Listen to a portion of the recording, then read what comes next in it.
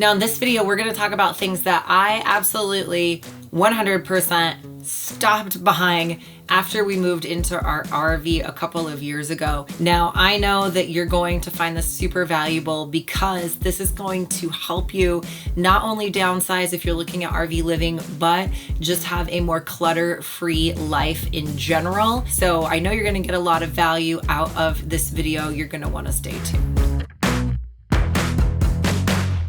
Hello, my name is Charity. If you're new here to the channel, my family, Ben, myself, our kids, our dog, our cats, we've been traveling the country for 5 years now in our RV. We've learned a ton along the way. We found some great places to visit, some great food, and just great tips and tricks, which we all share here. So if that sounds like something that you're interested in, make sure you hit that subscribe button so that you just get a quick notification every time a new video is released. So today we're gonna talk about things that I no longer buy.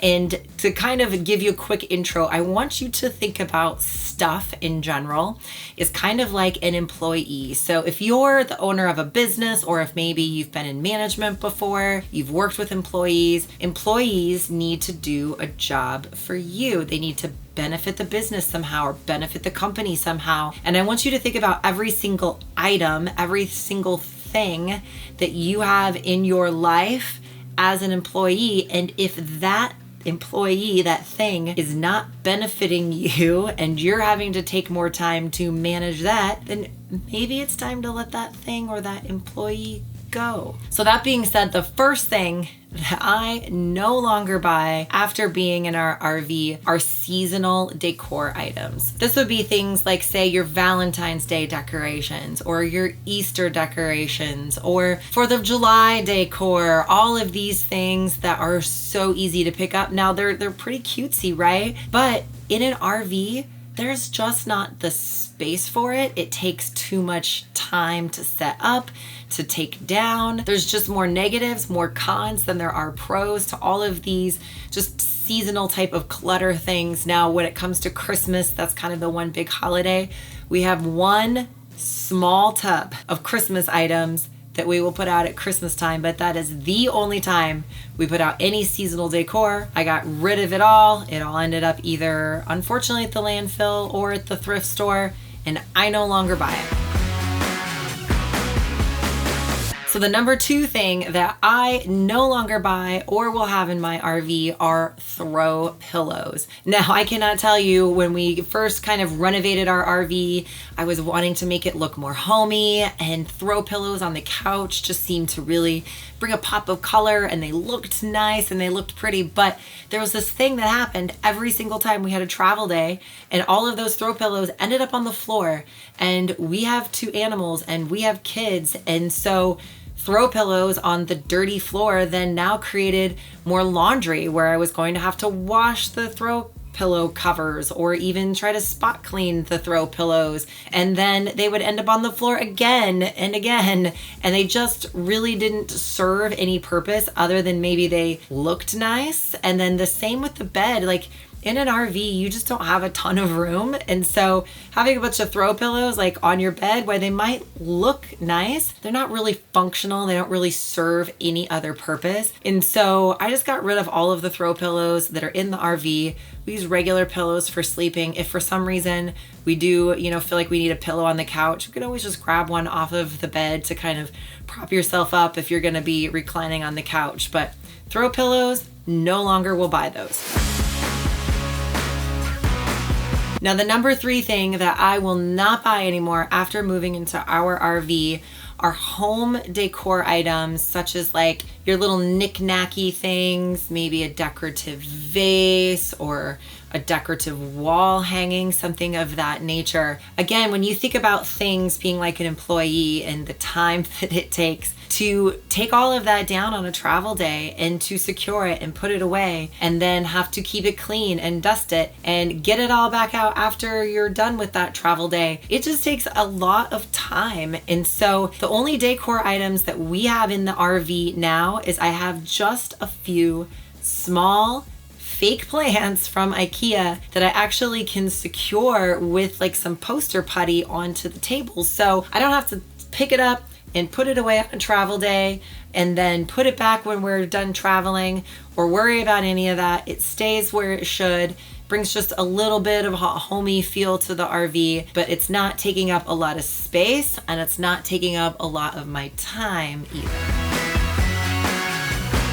Now, the number 4 thing that I will not purchase anymore is an RVer or actual hard copy books. I love reading books and I really like those hard copy books, but carrying them around in an RV and accumulating those in an RV, it takes up a lot of space, but it also adds a lot of weight. And depending upon the type of RV that you're looking at, weight is something you have to consider, and it's a precious commodity when you need to put stuff in your RV and you don't want extra things weighing it down. So now if we're going to be in a specific area for more than a couple of weeks, I will utilize our local library and go check out some books from the library. The other option that's great is you can use things like e-readers. So use a Kindle, download audiobooks. We love listening to audiobooks or podcasts on travel days. Makes that time go by faster. So there's a lot of great way to still get in a really good book without having to have a bunch of those hard copy books taking up space in the RV. Now, something else I stopped buying after we moved into our RV was a mattress topper. One thing that most people find out very quickly is that the mattresses that come with your RV from the manufacturer, well, they're just not very comfortable. And we tried to solve this by purchasing a mattress topper for our RV factory mattress. And we didn't get a cheap one. No. We bought a several $100 topper thinking that this would do the trick. Well, if you've ever heard the saying about putting lipstick on a pig, this is called Crimson Sky. That's kind of about what it was like, because that factory mattress was still a pig. So we got rid of the factory mattress and the topper and ended up choosing a mattress from rvmattress.com by Brooklyn Bedding. We went with the Aurora Luxe Hybrid mattress, and it's been great having a mattress that feels like a real bed and not like an RV bed. Now, the process to have it shipped to us and get it into the RV was super simple. Their mattresses come rolled up in a box and wrapped in plastic. So when our mattress arrived, we hoisted it in the RV, unwrapped the plastic, and it poofed right up and was ready to sleep on. But what about if you're not on the road or you're a part-time RVer? One thing we realized is that we were sleeping better in our RV than we were at our Glamper hideaway, which is our home base plus vacation rental. So we went through brooklynbedding.com, which is RV Mattress's parent company, to get another mattress for our home base. Their mattresses are made right here in the US and shipped for free and come with a 10-year warranty. So we are set for a very long time.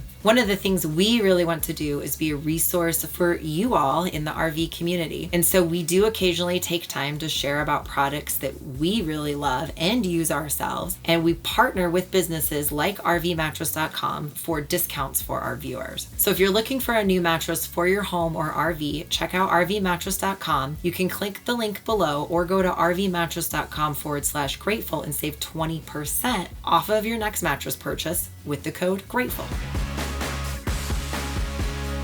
So the number 5 thing that I will not buy anymore is excess or extra food. Now, again, space being at a premium, but also think about it this way. When you maybe ask your spouse or your significant other, or if you're traveling with a friend, hey, where do you want to go eat? And they respond, I don't know, where do you want to go eat? And you say, I don't know, what sounds good? And they're like, well, I don't know, what is there? Because there's so many options. In the United States, we never have a shortage of restaurants or places to choose to go eat. And because of that, we get like decision overload, and it's hard to make a choice when there's so many options. And I was running into this and finding this with food. When I would get 7 or 8 different types of snacks in the cupboard, we would eat through 2 or 3 of those, and then the rest of them would end up going out of date, and I would end up throwing them away or donating them to a food pantry if they were still in date. But there was just decision overload.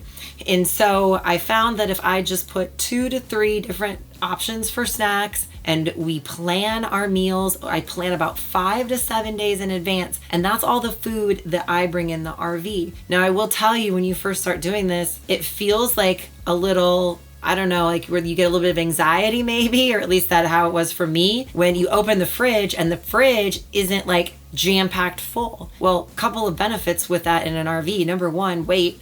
Number two, your fridge will actually work better if it's not packed to the gills. But the actual food that you need for you and your family for 5 to 7 days, chances are it might not take up the whole fridge. It might not fill up the whole freezer. And I learned by not having a lot of excess food. Well, one, we're saving money because I'm not buying things to just end up throwing them out later because I forgot that there was a bag of asparagus shoved in the back of our refrigerator that I forgot about. But we're also just taking up less space in general. It's just more clutter-free. So the number 6 thing that I will not buy anymore as an RVer is actually something that was really hard in the beginning when we first started traveling, and that was souvenirs, because we wanted mementos. We wanted these like things, these trinkets, all of these things from these places we would visit so that we would remember that time that we visited that place. And that can get really cluttersome really fast.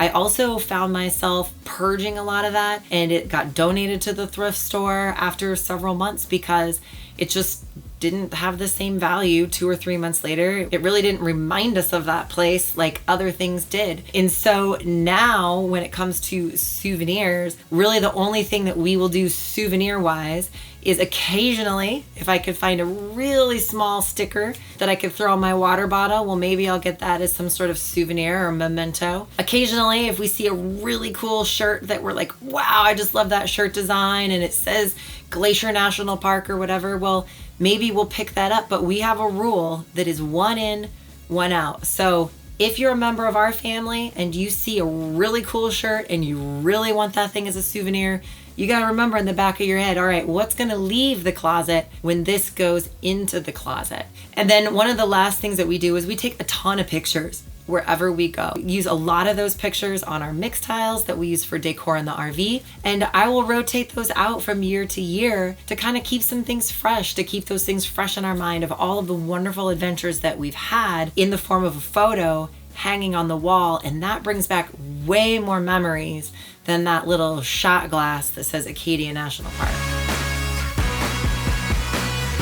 Now, the number 7 thing that I do not buy anymore as an RVer is bottled water. We have a water filter we use on the outside of the RV. We have an under sink filter. We don't have a big fancy filter setup, but what we do use is we use our travel Berkey. So we keep that full of water. It filters it out really, really well. I love the taste of the water out of the travel Berkey. And we fill up reusable stainless steel water bottles. It keeps the water cold. It works great as we're out and we're about traveling, and it saves on not only the expense of buying bottled water, but it saves on plastic. Lots of just eco-friendly reasons to use a refillable water bottle versus just buying more water bottles. But I will have a link in the description below to our Berkey. We absolutely love that. And then another thing that we don't buy anymore, or at least not as much as we used to, is then sparkling water. We really like sparkling water. We drink a lot of sparkling water. It is gotten more expensive lately. And again, just from a waste standpoint, a lot of campgrounds unfortunately don't offer recycling, which that is a whole nother video and a whole nother subject in and of itself, but it saves space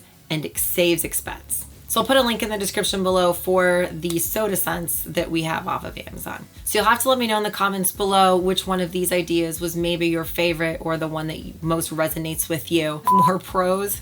No, more cons. Forgot what it was. All right, Decor. Because that factor, that. So you'll have to let me know what, well, let's see. I'm going to put a link right up here for a video we did about things we would do differently if we were to start RV life all over today. I know you're going to find that super, super helpful. If we don't see you out on the road or around the campground, we'll definitely catch you in the next video.